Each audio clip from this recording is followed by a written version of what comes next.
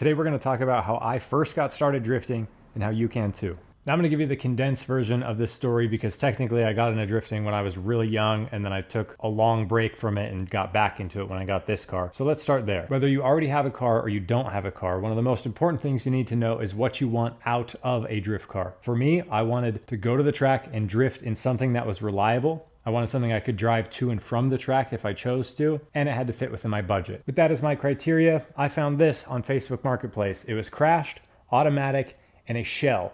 It came with a mystery motor and a mystery transmission, but it was a Z, it was going to be reliable, and it was in my budget. Fixed the crash damage, resealed the motor, threw a clutch in it, welded the diff, and thankfully, after I plugged everything back in and hit the key, it started. With a welded diff, some junk coilovers that it came on, and a bucket seat, I went to the track. There was literally about 1 week from the time the car ran. I drove it around the block here because it didn't have plates or anything.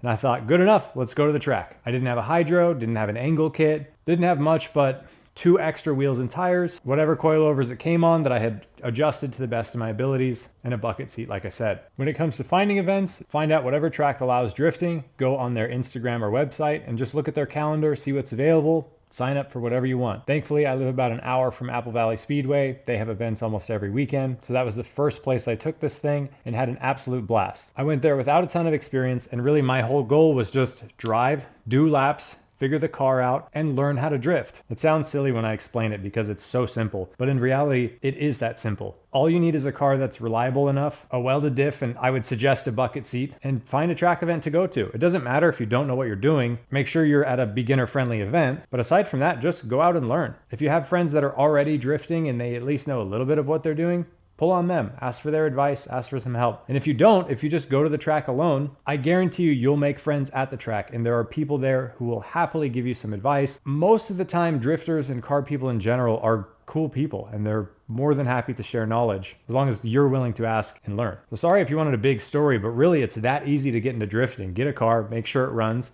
weld the diff, throw a seat in it, and go to the track. And if you want to see those really early videos of me actually getting this car running, they're cringe, but they're on my YouTube channel. Now tell me your story on how you got into drifting in the comments down below. And if you want to get into drifting and you have some questions, feel free to shoot me a DM. I'm happy to help. I would love to see more people out on track. But until then, see you tomorrow.